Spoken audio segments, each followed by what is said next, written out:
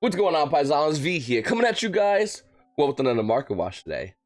Guys, there's a lot happening in the market. It's been going pretty crazy lately. While the Yu-Gi-Oh players going off and buying their own deck cores or buying max rarity cards that may or may not have any kind of play in the game whatsoever. And if you guys are on the Yu-Gi-Oh Market Watch Facebook page, you saw what I said when Master of 5 was finally announced to come to American TCG April 1st of this year. I said, wait, do not, hey, how's it going? Don't buy into the hype. If you buy into the hype, you just waste money. Now, I will say there are certain cards I definitely recommend you should keep an eye on. There's certain cards I go, hey, listen, that card is very important to talk about. But there's a lot of cards that are going to be bought from now up until the April 1st ban list and April 1st Master of 5 change. And Yu-Gi-Oh players are going to lose a lot of money. So the question is, do you want to lose money or do you want to save? Do you want to conserve that money? Do you want to sell into the hype, put that money to the side, and get ready for your new Tier 1 deck come Master Rule 5? Let me just remind everybody, in case anyone forgot, we are getting, and this is very important, we're getting a ban list in April, we're getting Master Rule 5 in April, and that's all we're going to have up until Nationals. So if you're looking to go to Nationals, you're going to kind of want to pay attention to all these videos. You're going to want to pay attention to all these cards. And you're definitely going to want to pay attention to things like the Yu-Gi-Oh! Market Watch Facebook page. To the things like, you know, what everyone's saying going around. Once again, do not buy the hype. Now, are there cards that are still good? Yes, there are certain cards I think they're going to be really good. And we'll talk about it in these videos. But there's other cards I just don't think it's worth it. Now, if you're a hero player, you're going to know everything I just said and go back to the basic fundamental rule. If it says hero in it, you probably should buy it because that's how hero players, they don't think like us. They're not real people. Look at that, a hero list coming out Generations 4. It's a card that's currently limited with a $27 market price. Like you play unlimited, it's roughly around 35, 34, 35. If you want a first edition version of this card, $38. Hero players have been screaming about Stratos. Now with Hero Lives being limited, and we're getting new ban lists in any time now, your guess is as good as mine. A Hero Lives obviously should be brought back to 3. Am I right, hero players? By the way, don't answer that. The answer is always yes. Unlock heroes, max rarity heroes, full power heroes. It's just, I don't know. I really do think this card should be brought. As much as I'm busting hero play shops, this card really realistically should be brought back to 3. It's a great card, but imagine getting Ash when you pay half your life points and you get no hero monster. It's pretty bad. Then we have Global coming out of Star Strike Blast. Now, I didn't know my comment question of the day in my first card because I want to bash on heroes for a second. But comment question of the day: sell me this card. Sell it to me, or tell me not to buy it. Answer in the comment section down below. I don't know about Global. I personally am looking to pick this card up. I kind of want it. Okay, I have the funds. I have the resources. I can get it and order it right now. Should I? Let me know.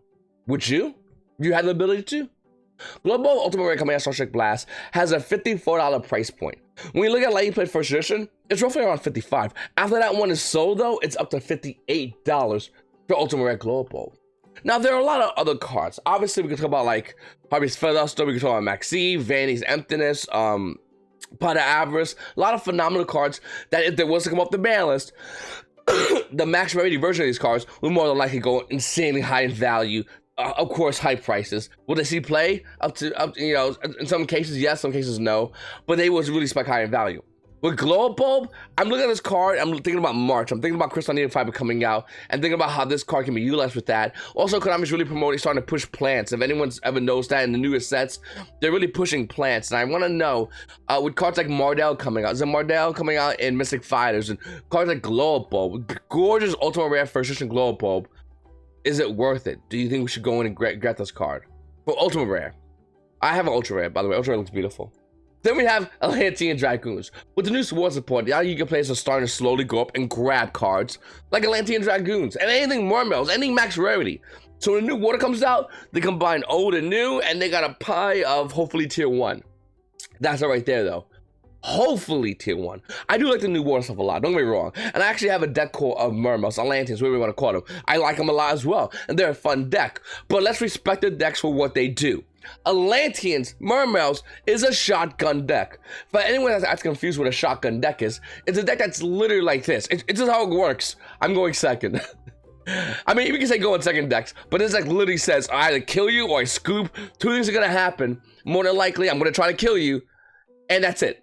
Beginning every regional season, and in fact, I wouldn't be surprised after this ban list drops, beginning regionals for post ban list, we're gonna see a random Murmo deck. It's gonna be at least one taking regional invites somewhere. It's going to happen. It has always happened and will always continue to happen. Why? Because shotgun decks always prey on confused Yu-Gi-Oh players. It's like what it does. It's like the Slender Man and Yu-Gi-Oh plays with the little children going, I'll go with you into the woods. This is probably a good idea. This is what this deck does. This is exactly what it's meant to do, okay? So now we know about Murmos. The new water stuff looks more controlling. So even though I like the new water stuff a lot, by the way, I'm probably still gonna get it because I love the new water archetypes and stuff. I don't know if control and shotgun combined to make anything other than, I mean, one card literally says, do you have Nibiru? No, okay, I get to kill you. I mean, one card can do that. That's pretty cool, but can you realistically follow up with that? And I really don't know. I don't know if it's warranted for Atlantean Dragoons having this crazy high price point. With a $73 market price, we're seeing Atlantean Dragoons at 85. After that playset has sold, 92. After that playset sold, $100. Ultimate Rare Atlantean Dragoons. I mean, I will say you did have the opportunity to buy this card for, I believe it was around like 55, about a month or two ago when a Yu-Gi-Oh holiday charity event happened and Yu-Gi-Oh players are cracking up Dragoons left and right, throwing them online and taking the price. Now the price is almost doubled because of the hype of that. Infinities, yeah, Infinities. Cosmic Infinity Mirage from Shining Darkness only had one printing. It has a $10.50 market price, and Let You Play It Unlimited is roughly around 10. Let You Play It First Edition is roughly around $12 for this card. This is just a hard to get card because of it being only a solo print. Now, I will say, if you're looking to slowly pick up Infernity stuff, I personally like Infernity Barrier. I think this card's insane. I think this card's worth any price point because this card, every time there's a card that does what this card does, people refer to it as the Infernity Barrier. New Yu-Gi-Oh players that never even played Infernity still refer to it as that. And this is why, because this card literally negates anything, just as long as you have no cards in hand.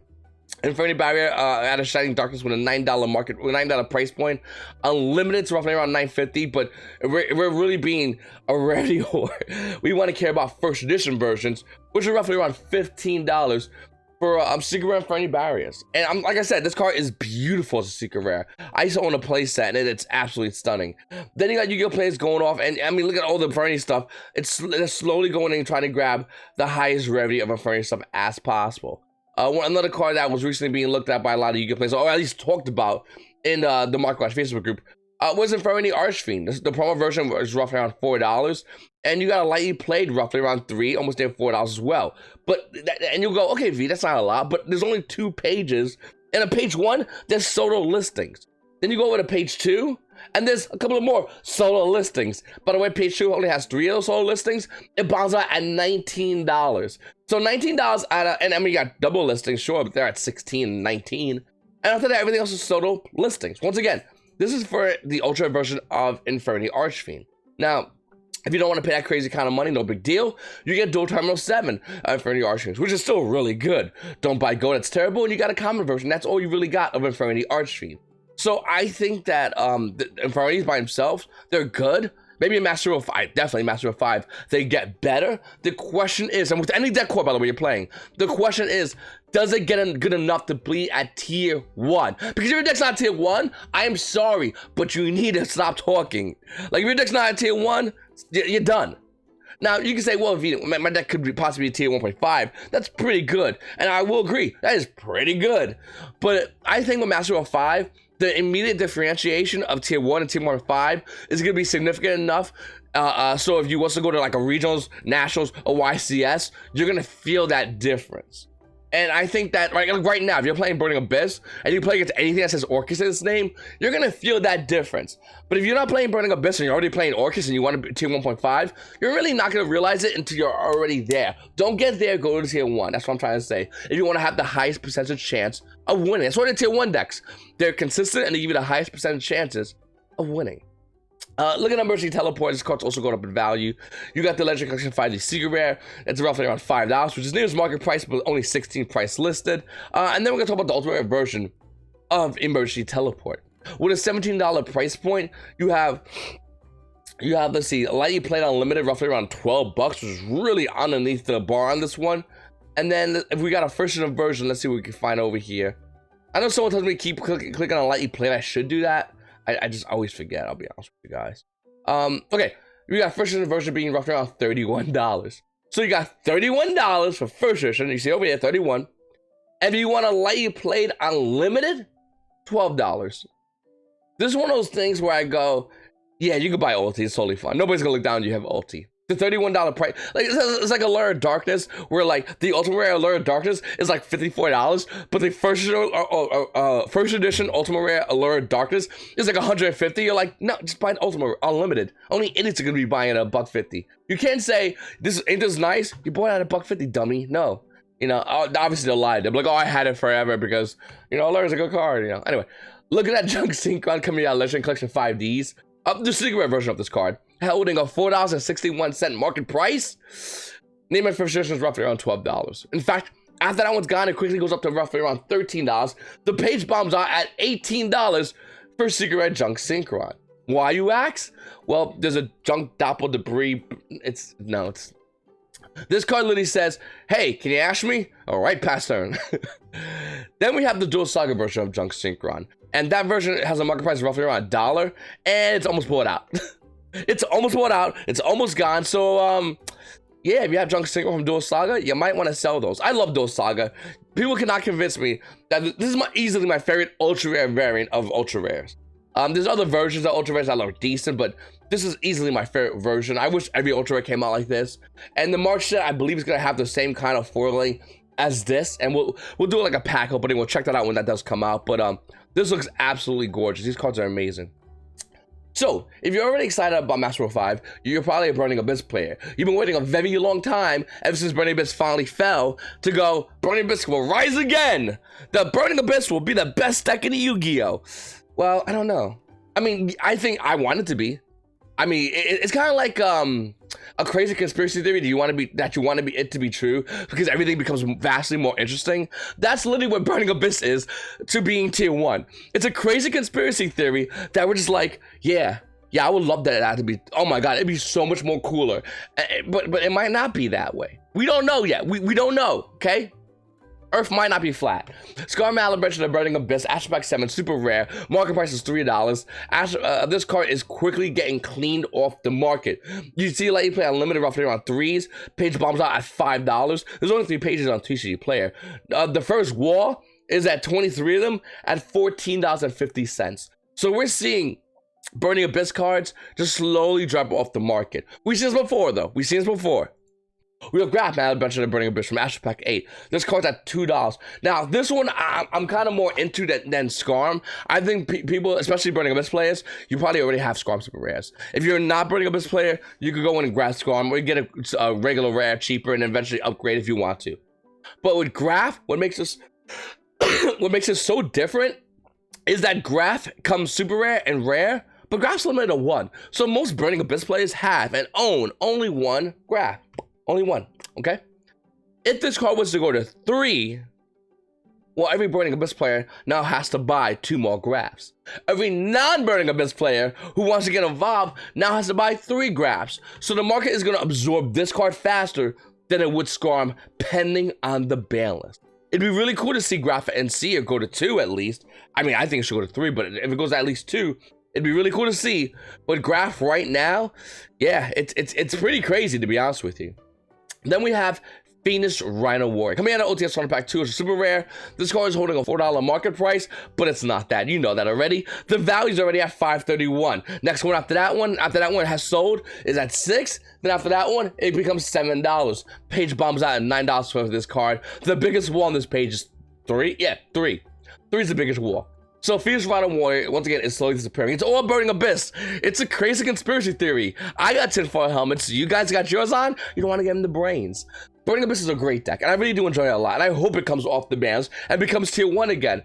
But if I had the ability to make any deck tier 1, I'm sorry, Burning Abyss, even though I love you guys, it'd be Shadows. It'd 100% be Shadows. Comment down below, if you had the ability to make any deck tier 1, what deck would it be and why? Noted, you would have to play against this deck at events. Noted, if it's tier 1, it's at its OP degenerate version of the deck, so you have to accept that for what that is. So you have to play a lot of the mirror matches and be okay with that. That's why I like Shadow's over Burning Abyss, because Shadow mirror matches is infinitely better than Burning Abyss. And 2, you're gonna have to, like, you know, probably have to spend the money on the deck if you don't have it already. So don't go, yeah, I want max rating Mermails to be tier 1, and then you're looking over your comments stuff, and you're like, oh no, what am I doing? Don't do that. So comment down below, let me know. Actually, we'd love to know what you guys think. By the way, if you're new to the channel, please make sure to hit the subscribe button, hit the like button. It's always good to help to support the channel. And if you want to support the channel even more, I have a TCG player link down below over here in the description bar, somewhere around here. If you guys, whenever you buy cards, if you click on that, it costs you nothing. It costs you nothing extra. TCG player just takes a bit of the sales and gives it to me instead of pocketing it all. So I get some of that money. And you know what? It's better than TCG player. Thank you so much if you guys do that. I really do appreciate that. If you guys can like bookmark that bar, seriously, it goes a long way for me and helps support the channel. And once again, I seriously do support that a lot. Okay, Iron Core's getting bought out. This card, I feel like this card is way too late. We'll talk about it in a second though. Looking at Dual Terminal Commons, you got one over here at 3. The next one's at 5. Market price is $1.68. I always say to go after Dual Terminal cards because of things like this. You got the original print version of the card, which is $1.72. Then you see roughly around $3. So let's look at the dual terminal. 1 looks better, 2 will sell more, and 3, it's just hard to find because dual terminal machines aren't really around as much, and the ones that are around, the cards are in there sporadic, and they're not really from like one set. Iron Core says, if you control a machine type monster, target one level 4 or lower machine monster in your graveyard, spell summon that target, but its effects negated destroyed during the end phase. Orcus high, get see what you're doing. Sorry, Orcus players. Even with this card at 3 in your deck, it's still not going to be enough. Might be good for now, might be good till around the banless time, but when banless drops, this card and everything else goes bye-bye. So if you have Iron Core, I would highly recommend selling it right now, unless you're playing in the regionals pre-balanced.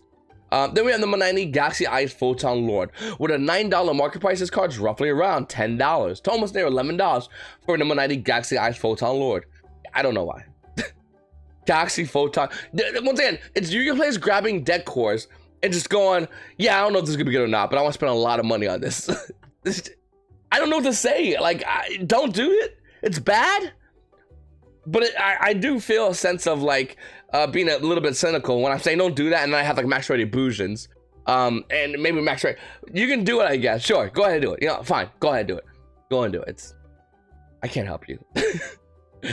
I just totally argued against myself. Then we have Harvey's Featherduster. This is your like monthly or weekly reminder that this card is still cheap in value and is going to go high in value.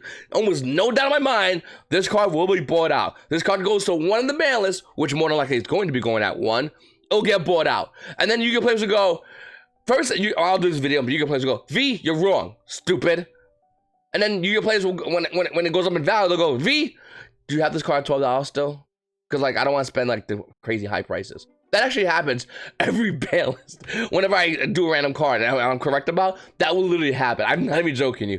But yeah, the card has a roughly around $19 market price. You can see it over here, $19. And when we go over here to Lightly Played Limited, it's $12. The next one, about $12, $13. The next one, about $14. Do you see what I'm going at over here though? We'll skip over to page 4. By the way, this is where the lightning plates are roughly around between page 3 and 4 when it starts. 16, it slowly scales up. And this is when I mean slow, I really, you know, don't mean it as serious. I mean, like, it takes forever for it to scale up, but like, it's only modern play and damage is the reason why. If it was only by lightly played, you know, click on it right now. Let's try the trick right now, Paisanos. Yeah, there's only 2 pages of it and lightly played, and you got a 3, you got a 4 over here, a bunch of 1s in between. And page 1 bombs out roughly around $19, which is still cheap. Page 2, $80. There's a 21 before that, and it'll be roughly around 30, which I'm thinking is the hype price. It'd be about $30 to $35 would be the hype price for Harpy's Featherduster before it cooled back down. Then we then we have tuning. Coming out, Starstrike Blast is the ultimate rare. You also have the ultra rare version doing some crazy things. With a $4.50 market price, the ultra rare version is roughly around almost saying $9. Tuning from Starstrike Blast with a $13 market price is bought out. Oh no, wait, because I had lightly played click on. See that? This is why I don't do lightly played. Okay. So tuning, name it first editions, about $44. $44 for the card that had a $13 market price. I talked about this card a while ago, and roughly, when I talked about it back then, it was roughly around like 10 bucks. This card was always going to go up higher in value. It was inevitable. And with Master Rule 5, yeah, I mean, it makes sense seeing this card go up higher in value, to be honest with you. Why scrap Orthos at Extreme Victories with almost a $13 price point, still roughly around $19? Because Nebraska has a meta. They're going to become their own thing one day. They're going to have their own version of TCG player, but it's Nebraska, so it's going to be like NTG player. And it's going to be all these random dank cards that you can sell for a crazy high value, but only geocentrically shipped to Nebraska. You can't send it anywhere else, I'm sorry. And you can sell scrap Orthos at $19 and it'll sell all day long. But anyone else, you go to locals, you go, who wants to scrap Orthos? Think I'm like, get out of here with that trash. Like, they don't, I mean, you know, I love scraps. They're one of my favorite decks. $19? Yeah, it's not happening. Then we have Levia the Sea Dragon. Ultimate Rare coming out January 4th. A force with a $12 market price. Unlimited version of this card is at $29.50, almost near $30. If you want a first edition version of the card, okay, ready? Let's play the game. Let's play it bouncing around the map game. You got one at 39, then you got one at 41. Okay, 41, 39. Okay, not big deal. All right, cool. Ready? Then you got one at 50. These are for name and first editions, by the way. And then you got another play set at 50. Okay, and $65. This is what happens when you get ultimate rares that are really old, that have prevalence, or have the potential, the hype of going up in value. Now, Levia the Sea Dragon, for a long time ago, was roughly, I think it was $8 or $9 for the ultimate rare version of this card, first edition. I know because I purchased it and did a video on it. Unfortunately, this card's way too high for you to buy right now. I would not recommend anyone buying this card right now. It's insane. Even Unlimited is pretty crazy high in value, so I would wait on this card. But if you own an ultimate rare, you might want to sell it. I mean, it's your choice. I'm personally going to keep it because I like this card and it memes, and I play casual decks, and it's really good in casual decks. But yeah, no, it's up to you whether or not you want to hold or sell this card. Want to talk about water for a minute? I know we just talked about water, but let's talk about water for a minute. Okay. So Rona Total at an OTS Song Pack 4 is holding a $7 price point in the market price. Okay, near mint $6 to $7 for Rodent Totem. Next card you say? You're done with water? Fine, you're right. Duke Frog, OTS Song Pack 3, super rare, $5 in the market price. Let you play unlimited, roughly around $5 for Duke Frog. Okay, no more water, I promise you guys. Let's go to the next card. Totally awesome. 2017 Mega 10 Mega Pack Mega Fruit, $20. Stabilizing in the market price. In fact, if we look over here at the Invasion Vengeance version with a $16 market price, the value is roughly $22. You want a first edition? No big deal, it's $24. This card was at $10 for a good amount of time. Both versions are totally awesome, by the way. The 2017 Mega 10 version and the Ultimate and the Secret Rare out of Invasion Vengeance. And I love this card. I really think it's a great card. I hate the name. The name's idiotic. Konami, please stop using this. I hate, the only thing I hate about Totally Awesome that I don't like, but I like the card. I like the deck. I think it's a really good deck. I think it's a great control deck, to be honest with you. It's always like the unspoken control deck of the meta. But the only thing I hate about Totally Awesome, and let me know in the comment section down below if you feel the same way, every time some Yu-Gi-Oh player that's trying to play the deck, trying to do his thing, no big deal, on the stream of any Konami event, the brain-dead commentators regurgitate the same idiotic lines. That's totally fine, and it makes me hate this deck. Even though I shouldn't hate this deck, because I love this deck, I love control decks, but it makes me hate the deck so much because these brain-dead commentators are so hacky, they can't shotgun a better line, or they can't just actually go ahead and talk about the, I don't know, this is a weird thing, but the game's happening right in front of their goddamn face. They can't do that, so they have to make these idiotic gestures since the cards came out. I mean, we're gonna be, like I said, you go ahead and watch any Paleo match that's on a YCS feature match, or any live stream Paleo match that's done by Konami, and see these jerk, idiotic commentators just absolutely just shotgun out the mouth bad lines, and you're sitting there going, there's a match in front of you. Why are you trying to be, you're not funny. Okay, you're just not. The other guy's laughing at you, but he's only laughing because if he didn't laugh, you look like, now much more like a jerk. As a pair, you look like idiots. But doing this, it just makes me hate Paleos on stream. It's the only thing I hate about Paleos. Other than that, I like the deck a lot. I like the picture. It makes me think about Jiraiya. And I like Naruto. And my favorite character, Naruto, one of my favorite characters is Jiraiya. He's badass. The name definitely needs to go. Okay, so I'm on my rant. I'm just going to pass over. Next card. Rescue Rabbit out of Photon Shockwave. The Secret Rare version. with a $14 market price. Oh wait, pause, real quick. If you speak another language and you watch another version of a Konami foreign stream, please, sprechen Sie Deutsch, Italiano, Espanol, parlez-vous français? Please let me know if they do it in their language. I'm dying to know. Are the commentators in like Europe doing the same thing in like like German language or Italian or Spanish? Please, hablamos. Please let me know. I just have to know that, because that'd be one, horrible, and two, hilarious. Because they're so hacky, it transcends language. Okay, going over to Rescue Rabbit at a Photon Shockwave with a $13 market price. Let you play unlimited is roughly around $15 for the secret version. And then you got the first version being roughly around $18 for Rescue Rabbit. Now this card did come out as a common as well as a super rare printing, and the printing of super rare is roughly around $1 as well. So you don't have to spend a lot of money, but if you want a secret rare Rescue Rabbit, these cards are beautiful, by the way. I don't own any, but I like looking at them because Konami did such an amazing job on this secret rare. I'm serious. I think it's a beautiful looking secret rare. I like the image on how an image looks. There's not much really happening in the image, but at the same time, it's a rabbit with a little thing on its head, and that's amazing. Then we have Shooting Star Dragon, Ultimate Rare coming out of Starship Blast. With a $28 market price, you can grab this card right now for $22. Which at first you go, V, why would I grab Shooting Star Dragon? Let me sell it to you. This card is a $28 market price. The first edition version of this card is at $22. Not good enough? Okay. The next one is at $23. Not good enough? Okay. The next one's almost at $28. Same as the market price. Okay, fine. Maybe you don't want this card. Maybe you would rather spend over $100 on the Ghost Rare version of Shooting Star Dragon coming out of Star Trek Blast. Same set, by the way. Just Ghost Rare. $126 market price. Let you play first version. Oh, look at that. It's on sale. $103. You can spend $103, or you can spend $22. I don't know why would you want this card, but evidently collectors are going to grab this. I'm going to explain collectors to you for anyone that doesn't really understand the mentality of collectors, because I talk to a lot of them. They always hit me up online. I know a lot of them in real life. I talk to a lot of collectors. They would want the first edition version over the unlimited all day long. In fact, unlimited is seen to them as an insult. Just like us being, when you have a rarity condition, it might be seen as an insult depending on the card for us, though. We have certain, once again, as someone with a rarity illness, there are certain circumstances where you're like, okay, it's totally fine to have this unlimited. It's still a gorgeous card.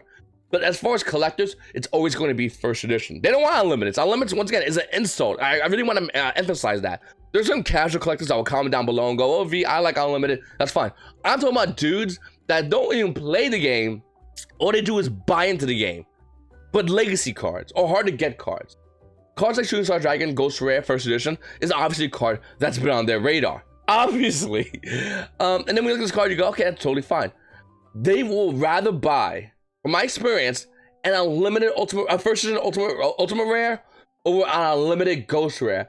As insane as that sounds, this is how they work. It's the mentality. And this can be brought up for a totally different reason, by the way. But I always want to use this. I want to use this as an example to help you understand why collectors do what they do.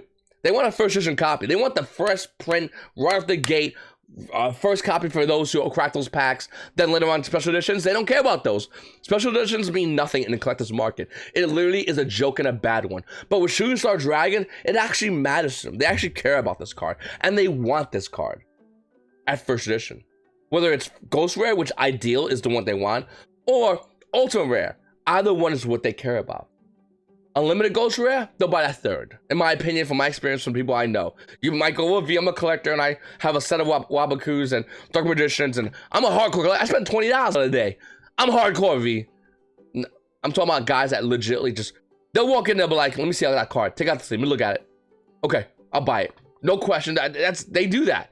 And if you have a locals, you might have a collector in your locals that does that. They will literally come up to the store to buy certain cards, depending from the TV show and or the other series of the TV show, not just the original series, which is the best, by the way. Other animes or even the manga. They will do that. I've seen them. I've talked to them. That's how they work. I don't know why they do it, but it's slowly growing. And as a Yu-Gi-Oh! Market Watch kind of guy I am, I always have to acknowledge them when I do my videos, or I can at least acknowledge them when I talk about some of these cards. I'm more or less a competitive Yu-Gi-Oh! Player. I do collect a lot as well, but I'm definitely competitive. and I like playing casual. I'm like the avatar of Yu-Gi-Oh! Except no weaknesses or love, boys. All right, I'm next. Into the Void. Sell this card. Like, sell it. Seriously. Pause the video. Stop it. Sell this card. Are you telling me Into the Void's not gonna get hit by the ban list? This card's not gonna get hit by the ban list?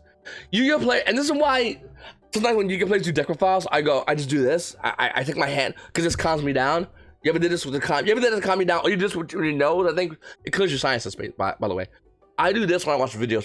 First of all, Yu-Gi-Oh! players think they're hilarious in video deck profiles. They're not. You're not funny. Nobody cares about inside jokes. You're an absolute idiot. People want information, not you. They literally don't care about you at all. I didn't want to do a deck profile. I don't want to break people down. They care about the information you could give in that deck profile. It's actually a huge thing. That's one. Number two, Into the Void, and Yu-Gi-Oh! players, whenever they do deck profiles, they literally say it's for deck thinners. Now, you can make the argument, hey, in the OCG, we got deck thinners all day long. I mean, they got tons of deck thinners, and they're not using them. You're right, 100%, you're right. They're not using them OCG. But we use them in the TCG. We love them. We can't get enough of deck thinners. The current newest deck thinner is Into the Void. Right? You play four deck thinners. Upstart, Into the Void. Yeah. What happened to Upstart? It's limited. What do you think's happening to this card? If Into the Void got limited, this card would see absolutely zero play. Zero play, hands down. Personally, I don't want it to be hit by the ban list. But this card is literally a gas engine for any combo deck. Combo decks, for the most part, don't care about their hands. Mid-range decks that are using these right now don't care about their hands. Infernities, by nature, don't care about their hands. I'm not sure it'll be good in Master Rule 5, but they'll definitely use it if they can. So why you can play is doing that deck files? Because they're hilarious. That's a joke. That's what they do. They do jokes in their videos. Anyway, and they do a bunch of shout-outs that you don't really care about, but that's a whole...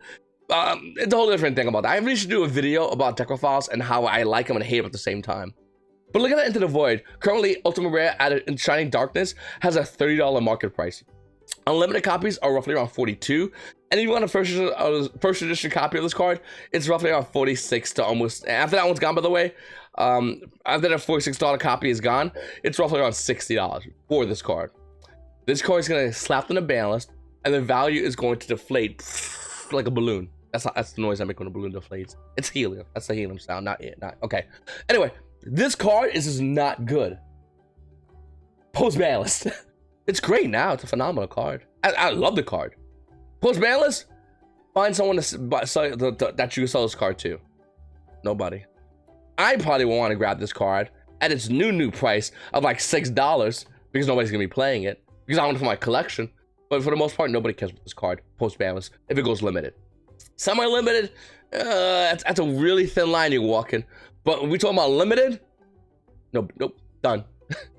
And I think you should get rid of this card. So once again, in summation of this whole video, please do not buy into the hype. When you buy with certainty, do not buy because you think. Buy because you know. And I'll tell you right now, the most recent card I bought, besides my dual terminal version of so follow me on Instagram, and I'll show and you can see the card I'm talking about. I bought a dual terminal card recently for one of my decks that I'm using post ban list.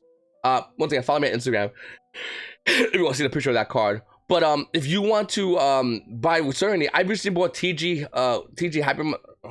One card, one wrong link. TG One the Magician. I honestly, truthfully, and I told you guys I was going to do it. Bought this card Ultimate Rare. I said I'm buying this card.